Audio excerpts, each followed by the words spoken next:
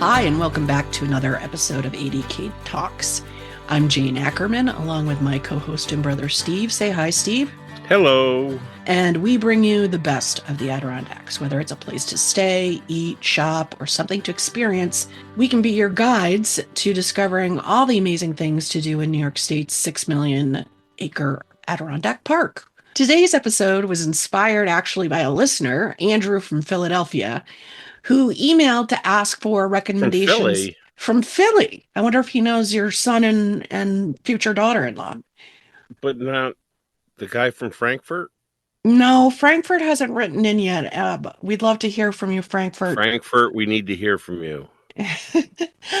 For those of you that are new to the podcast, we have a very active listener in actually several listeners in Frankfurt, Germany that we're curious about. Anyway, Andrew emailed to ask for recommendations for great books featuring the Adirondacks, and I'll read you part of his message. He said, I can only get to the Adirondacks once or twice a year. Can you recommend some great reads to satisfy my desire to experience the Adirondack Park, even if it's only exploring from my armchair? I thought that was a really interesting suggestion. And Andy, you're in luck, my friend. There are no shortage of books, fiction and nonfiction, that can transport you and immerse anyone in the Adirondacks. Some of these may involve a little travel back in time, but Steve and I put our heads together and came up with a short list, but this is by no means exhaustive. I don't know. Maybe, Steve, do you think we should create a virtual ADK book club and share all the great reads? Oh. No. Yes. Okay. No, I said, not no. I said, yes. Yeah. Okay. Because I already have an additional one to add I was going to throw in later, but okay. Good. I'll surprise you. Oh, you know how I love your surprises. Okay, let's start with Last of the Mohicans by James Fenimore Cooper, which is a classic American novel that is set in and around the Lake George area in the Adirondacks. A lot of the action takes place in Fort Edward and at the Fort William Henry, which actually was burned to the ground and then it has been carefully reconstructed, and now it's a museum you can visit right there in Lake George Village. It's a sprawling novel. So we're not going to go too deep into what it's all about, but it's very much based on history, and it has themes that are relevant today. It takes place during the French and Indian Wars. Or the 7 Years. Yeah, the 7 Years' War. It was known globally in here in the US of A. It was France versus England, and indigenous people were drawn into the fighting as well. So there's a lot of culture clash. It's also, I think, the beginning of the loss of the frontier. A few weeks ago, we had the historian Connor Williams on from Great Camp Sagamore. And one of the points he made is, up until the mid to late 1800s, people just didn't really go into the woods. The woods were a scary place. And I actually read another book that doesn't take place in the Adirondacks called The North Woods, which is amazing. I highly recommend that too. But I'm not going to get off on that tangent, I promise. But that's all about going into the woods. The portrayal of Native Americans in the book continues to resonate in discussions about identity, history, and social justice. It's just a really gripping story. I read it some time ago, but Dad just actually recently picked it up and read it. I guess he found it in the library at their apartment complex, and he reread it and really, really seemed to enjoy it. And I think it's neat, because you can read the book and then you can go and visit some of the places that it talked about, like Fort William Henry. And in fact, James Fenimore Cooper was inspired to write the story based on a place that he visited, which is in Glens Falls, called Cooper's Cave, which is a cave that is behind a waterfall. And you can visit that too if you want to. It's a little, if you've seen the recent movie with Daniel Day-Lewis, the cave that features prominently in the book and is the Cooper's Cave is nothing like the actual Cooper's Cave. Yeah. And in But North Carolina. exactly, too. And it also deviates from the actual plot of the real Last of the Mohicans, but it's no less gripping. As do many movies based on novels, Yeah, exactly, exactly. But which we will discuss later. oh yeah, yes, we will in just a few minutes. So that's our first one, Last of the Mohicans by James Fenimore Cooper. And then I suggested, based on a book I read last summer, a more recent book. Actually, it came out in 2024, The God of the Woods by Liz Moore. It was on the New York Times bestseller list for almost 31 weeks. It also is a real page turner. It's just sort of haunting and beautifully written, and it just really stayed with me long after I finished it. And to me, that's the hallmark of a great read. If you can't really get it out of your head for some while after you've finished the book, it means that it definitely had an effect. This book, and I don't want to, it's a mystery, so I don't want to give away too much of the details. And it's set in what I can tell is a remote town in the central Adirondacks. The author uses some real and not real places, but some of the roads, she mentions Route 30, you can kind of get a sense of where it might be. It takes place at a summer camp, and the disappearance of a camper, a girl from a summer camp, who also happens to be the kind of troubled daughter of the camp's wealthy owners. Coincidentally, her what would have been her older brother disappeared many years earlier. In fact, she's never met him. He disappeared when he was, I think, 5 or 6, and was never found. So it's he although technically her older brother, he actually disappears at a young age, and it's always it's got to be. Keep going. I was going to ask a question, but Go ahead. Because I read some of the description. I have not read this novel. Is it loosely based on the story around the family that owned Santanoni? Santanoni? Because it seems somewhat familiar. Yeah. So I had that exact thought too, because it really echoes. There are several things in the book that are, I don't know if you call them Easter eggs or what, but they refer to actual events that happened in the Adirondacks. And that is one of them, that a young, I think it was like a 6-year-old boy, Douglas Legg, his family at the time owned Great Camp Santanoni, and he just disappeared into the woods in 1971, and he was never seen again. Yeah, that's just got to be heartbreaking if you're a parent.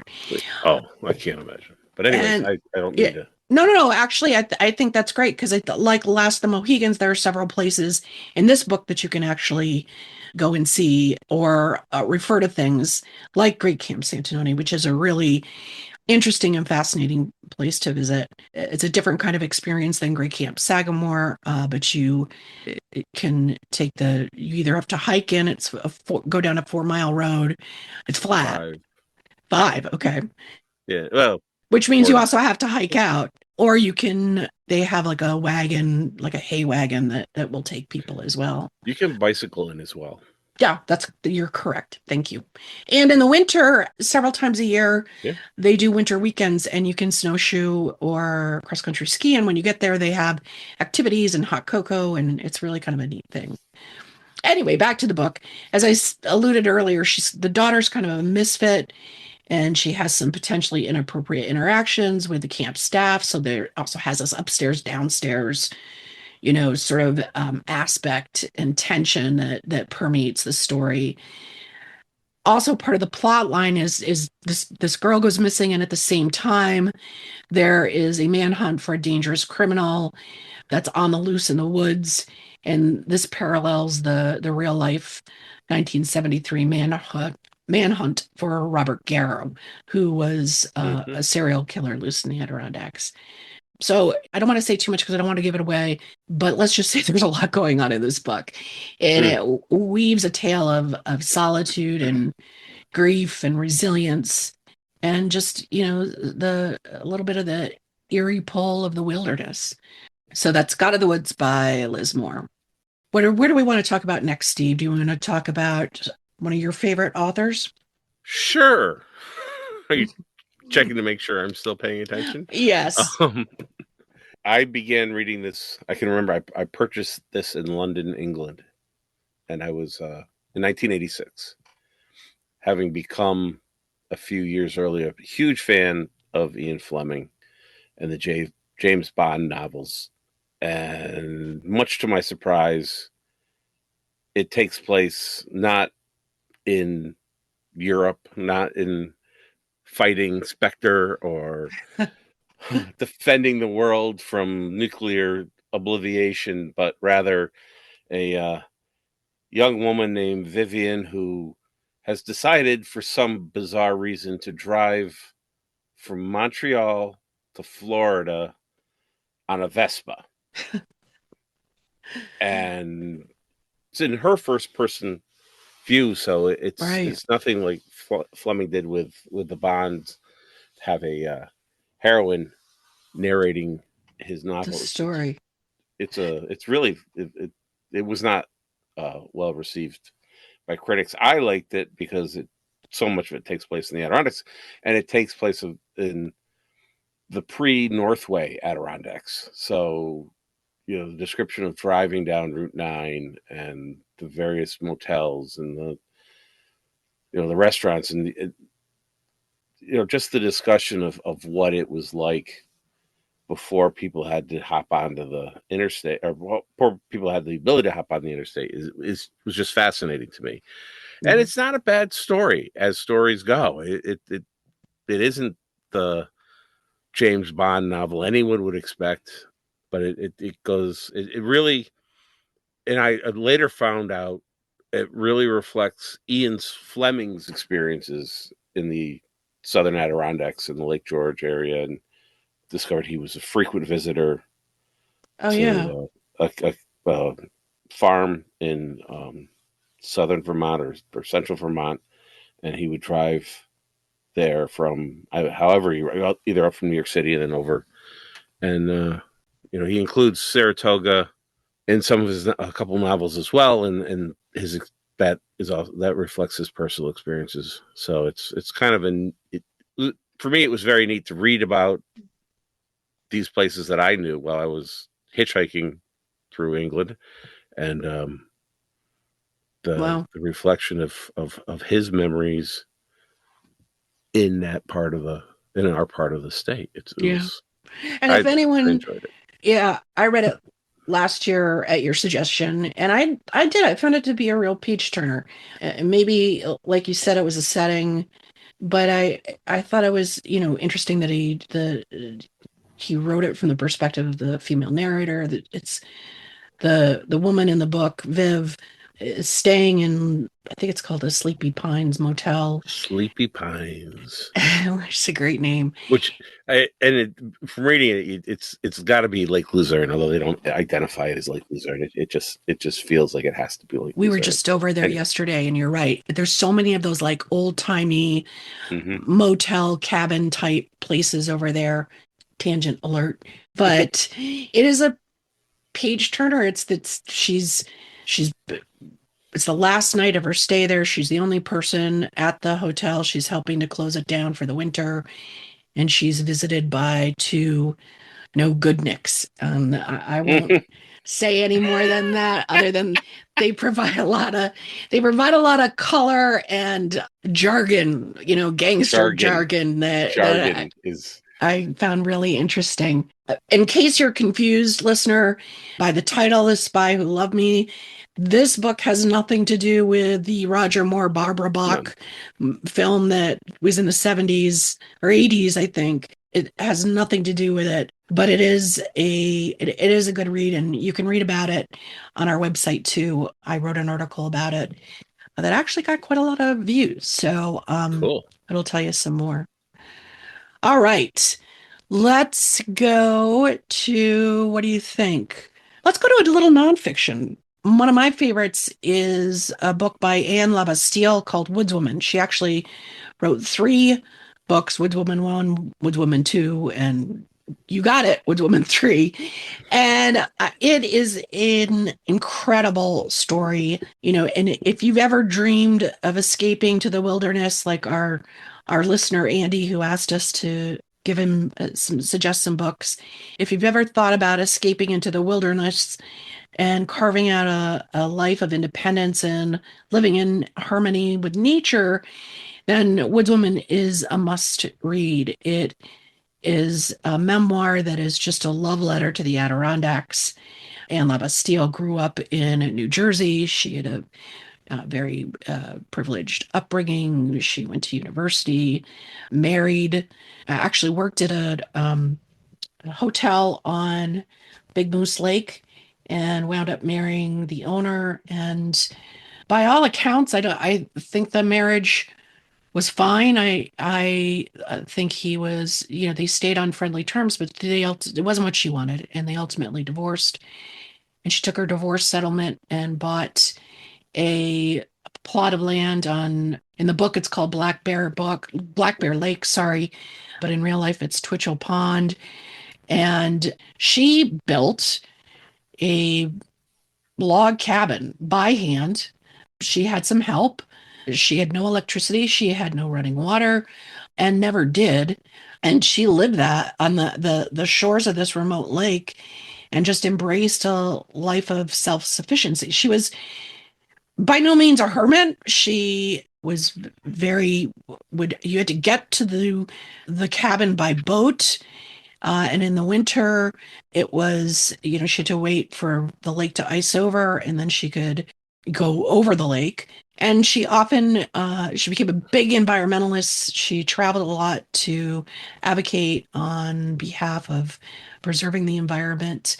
But it's really her vivid descriptions of these towering pines, the beautiful waters, the quiet resilience of the wildlife. And she just transported me just deep into the heart of the forest.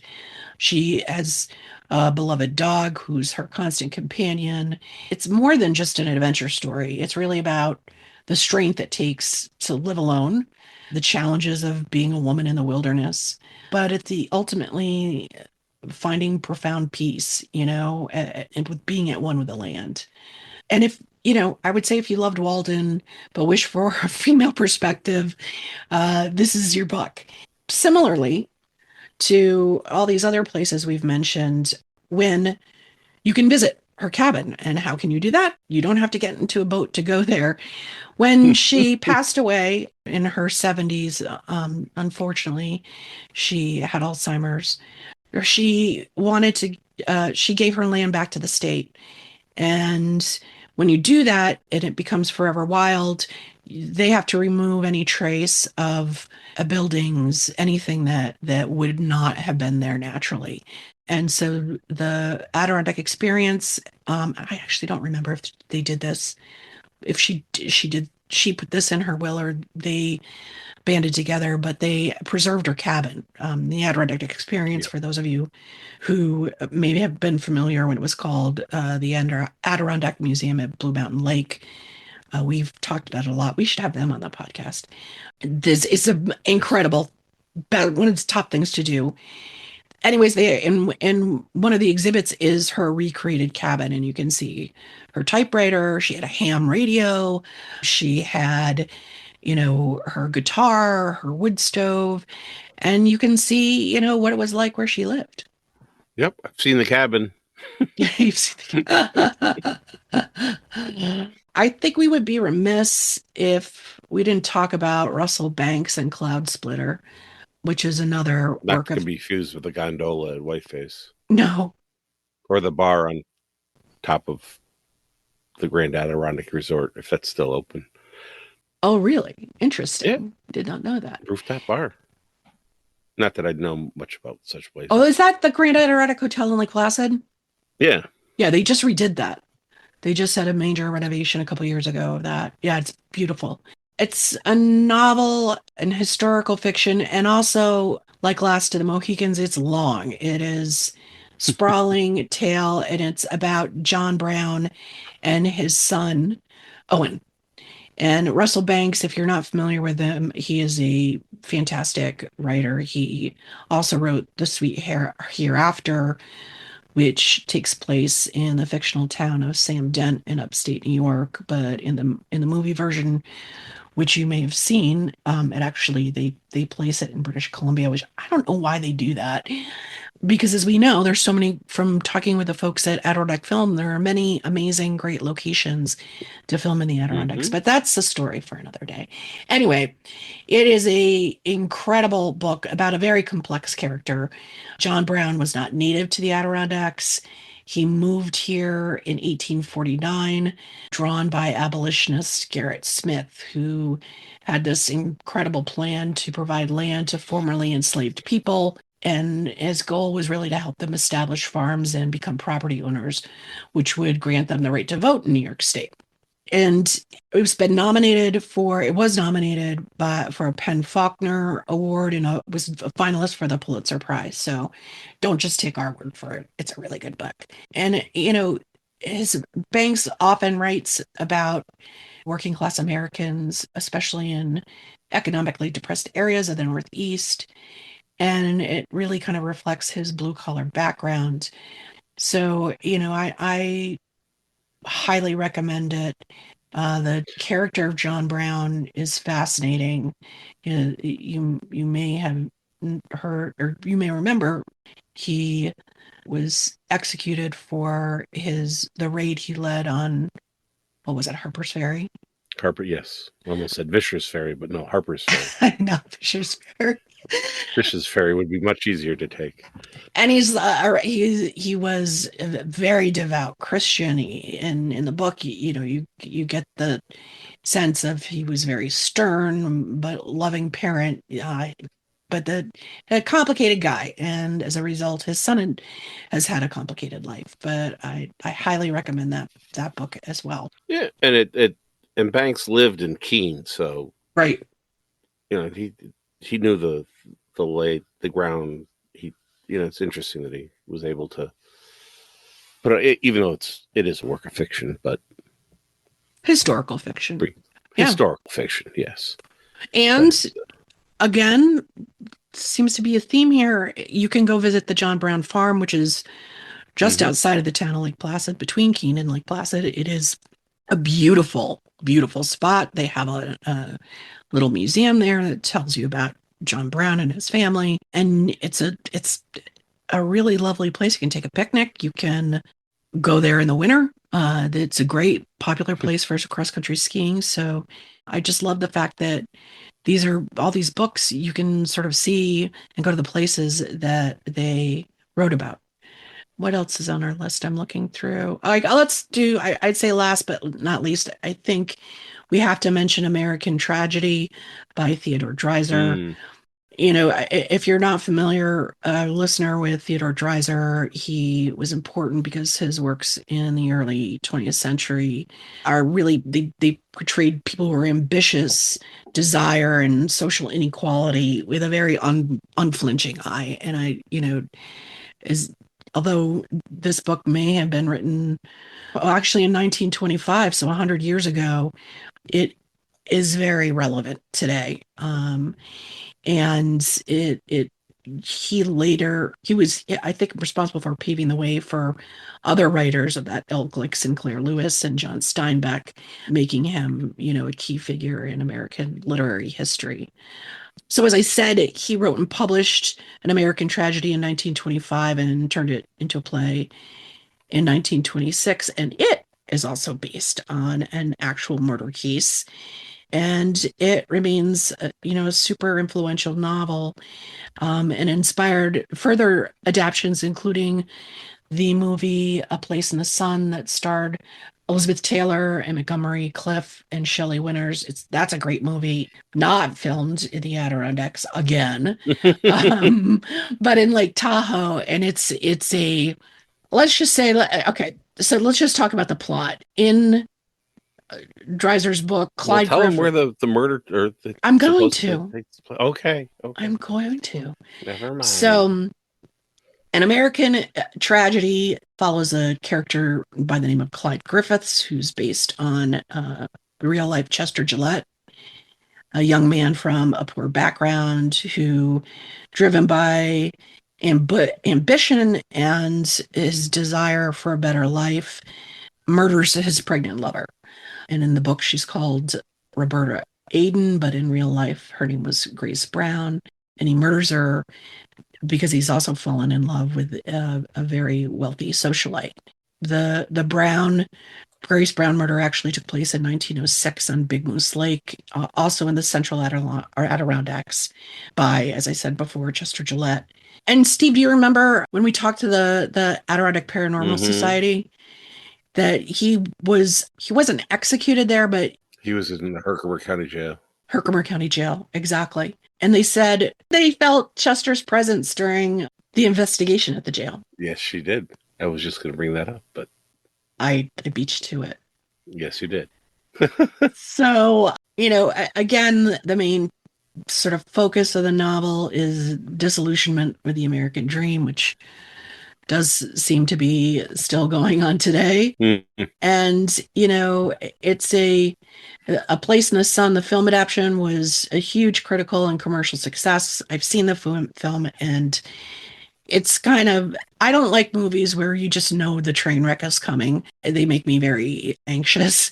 And this was one of those movies. But if you like them, and Elizabeth Taylor's magnificent in it, and young Montgomery Cliff is just wonderful, and Shelley Montgomery Cliff. Winters, Montgomery Cliff, and Shelley Winters plays the poor Roberta Aiden. I don't know why Shelley Winters always seems to play the sad sack, whether it's the mom in Lolita or the on the Poseidon Adventure. But I, Poseidon Adventure. I know there's a blast from the past. But the film was a huge success. It won 6 Academy Awards and was the first ever Golden Globe winner for Best Motion Picture Drama.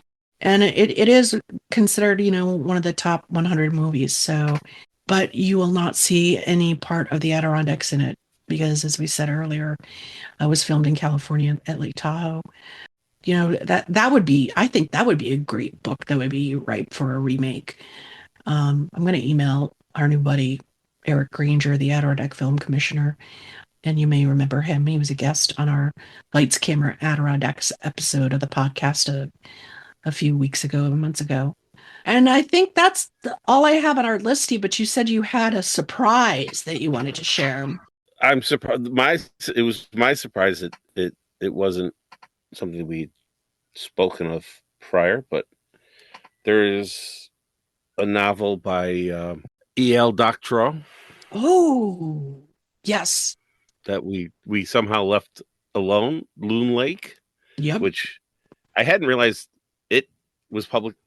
It was published in 1980, which we've probably mentioned once or twice before, was the year that we base at least part-time residents in the Adirondacks. So there's that coincidence. And we bought the family house here, yeah. To put it, we can save it for another time. But I was looking back on it, and it occurred to me, it's like the movie Titanic meets The Great Gatsby, and they put it all in a tiny little lake in Essex County. Yeah. There's 2 Loon Lakes. There's one in the southern Adirondacks, and there's one. His is based at the one more further north. But it is I read it a long time ago. It's probably worth a reread. Mm-hmm. All right. I mean, we could go on all day. There's more books. Loon Lake was on one of the lists I came up with, but there are a slew more that, as I said, maybe we'll do this again if people like this. But I give that. That's right.